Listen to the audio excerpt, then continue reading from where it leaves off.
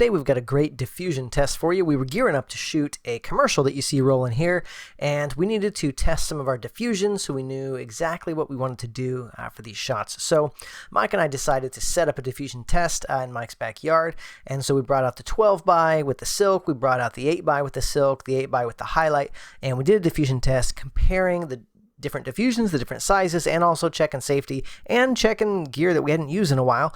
And we had a lot of exciting things happen, like it almost fell on Mike, and we learned a little bit about the way we're going to do diffusion for the shoot. So come along and we'll show you what we learned. We've used the 8x a handful of times, but we've barely been able to use the 12x on set. So we wanted to set it up again just to make sure we remembered how to put everything together and that we knew how to do everything safely. And I'm really glad we did. This 12x just about came down on Mike's head twice because, and he tightened this all the way, but it still came down. So there are some tighteners in here, and we're going to make sure those are tight. I have a feeling those Allen screws might have come loose. Just as we've been driving in the van, that is a maintenance thing that we are supposed to be aware of driving in the van. So these are Flashpoint combo stands. They've been pretty sturdy for us. We've never had an issue. So Mike just tightened this thing down. Yeah, that's like you can't push it anymore. So watch I'm going to torque it a little more. That's good and tight enough, right? So that's without me going overboard. That's like over torquing. That will hold. The quality of this metal is different. This is why we get it cheaper.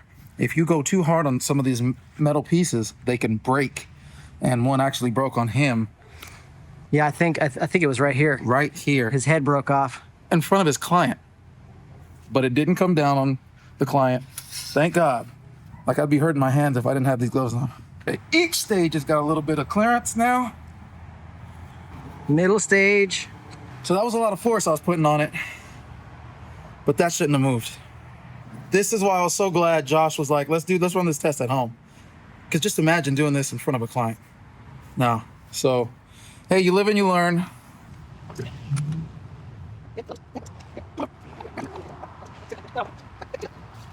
Move.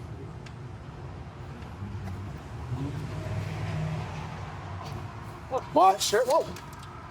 Did you see that? Go right back up. Yeah, put it back up. Okay, look at my hands. Look at my hands.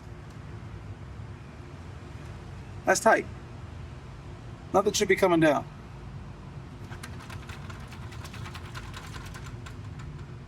Okay. It's a little bit better.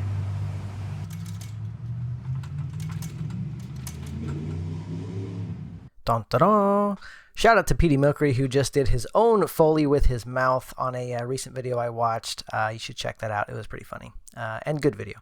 Anyway, so here we are setting up the 8x. Now that we know that we're not going to die under that 12x, although we kept an eye on it the entire time because we didn't trust it. And ultimately, yeah, I bought new combo stands because I didn't trust these. First up, we've got the 12x silk, and then we'll test some different diffusions. Getting everything in place for that first test and making sure the other one is tabletop so it's not interfering with this scene. We were running the FX6 with the Zine 50 Prime. We had OC monitor out so we could see what we were doing. So this is the 12x really poly good. silk, which we got from Canvas Grip in LA. And they're a great grip company. They custom make anything you need. And this poly silk is about a 2-stop diffusion.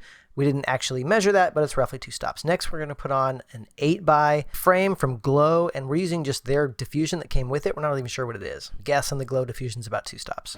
I feel like it's darker. It does look darker to my eye. It looks darker in this camera. Which I would have guessed that it was lighter. Closer to a full grid. Which, well, no, because full grid. It is darker. I almost don't see your shadow at all. Oh, you're right. We're paying attention to the shadows here on the floor. And at least with the 12x, I could see some shadow. Wham! Pro tip, if you want an easy way to see what your light is doing, look at the floor, look at the shadows, look at where those shadows are. If you're trying to find a sunspot coming through the trees, look at the ground, look at where the spots of sun is and is not, look at where your shadow is and not, and move around accordingly. Look at the floor for the shadows. That will tell you so much about what the light is actually doing. So now we're switching from the silk to a highlight, also again from Canvas Grip. It feels like a big, heavy piece of plastic. So it's an interesting material highlight. So we did use highlight in the commercial, and those actually ended up being some of my favorite shots. I really liked how the highlight looked, even though it is strange. So it's not nearly as much as the 12 by. Doesn't take as much light off. I think we decided in the end it was around a third of a stop. Somewhere between a quarter and a half. I'm just going to go with a third. It's strange. Yeah, step out into it the takes sun. off the highlights, but it doesn't really take off the shadows. Like Okay. It's a strange diffusion. But if we do we some can see there, comparison he's here, in you the can see sun. me standing Go ahead, in step into direct the sun highlight, see and what it then does. stepping into the highlight, and you can see what happens. It doesn't hit the So exposure it's as something. hard It's as something. a polysilk does. Not much, but it still but it's softens the something. light. But it also is kind of strange. It's just a different kind of diffusion. Sun's pretty harsh. Mike Yeah, said do he that heard and someone walk here. call it kind of like a mist filter. Look at that chest. Just looking at the that shadows. is- Look yeah, at how the that diffused it by shadows a get lot. soft. And the highlights get soft too, but it's still bright. Like it's a Mike is like it's like dispersing the light. So it's definitely different. That's the highlight. It's almost like a whoa. And we have another safety intermission brought to you by our stupidity. Yeah, C-stands are not the best for flying frames, and one of the reasons is the feet on C-stands will twist and bend on you. They'll fold. So that's what happened here. This one just folded. It was on a tiny bit of an incline, and the stand just folded at the base, and it fell right over. So use combo stands. Use stands that are properly designed when you're doing this. Dun, dun, dun, dun, dun, dun. So we do these lighting tests for ourselves to learn as much as anything else. So just comparing the different diffusions, the glow one definitely does seem to be a little darker, and the highlight is much brighter. You can see the shadows on the ground here just to kind of compare. So again, that glow diffusion is darker, so I think it is more than 2 stops. We didn't measure it. And then that highlight is different. So just different ways of looking at this. Feel free to freeze frame and take a look at what you think. And now, the highlight is the one that we kind of settled on with liking the most. So we compared the highlight and direct sun just to try to get a sense of what it was doing, because it was just such a different diffusion that we don't normally use. We really wanted to play with it and kind of just see how it compared. So we brought up the false colors, and we're just looking at like, what is it doing and how is it affecting the image? And ultimately, we ended up using it. Okay, ISO 800. 1000, 120, 1250. We're just kind of stepping through different exposures, 1600, just to kind of understand 2000, how the sun versus the 2500, highlight is doing, just to see what is it 3200. doing brightness wise. And the skin tones are just under peaking.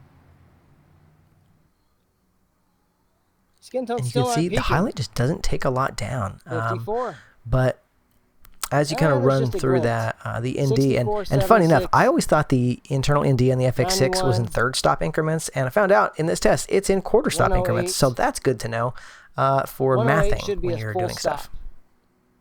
54, 64. So just kind of running through the 76, range. 91, Next up, I got some stills 108, comparing which would be the this double. in So different this is in ways. quarter So stop increments. this part of the image you see is direct sun. The other part is going to be the highlight, and I'm rolling through the exposure on the direct sun to see where it compares to the highlights. You can see in the highlights of the image, it is a quarter stop difference. But I'm about to flip to the shadow side. You'll see the shadow side is interesting because the shadow side is the same. It's like the shadow side doesn't move. You go a quarter stop down and it's too dark. So it's like, okay, it's taking off the highlights, but it's not taking the shadows. So it's like lowering the contrast. So again, that's where it's kind of like a mist filter.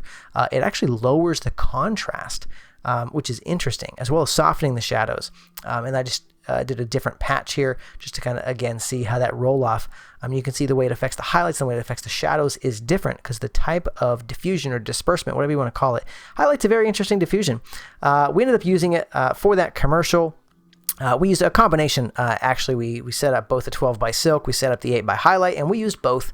And they all looked good, and they had their different places in different spots in the commercial. So anyway, thanks for sticking in for this nerdy look at diffusion and how to safely set up stands and how not to use cheap stands and why they're going to break on you, so don't do that.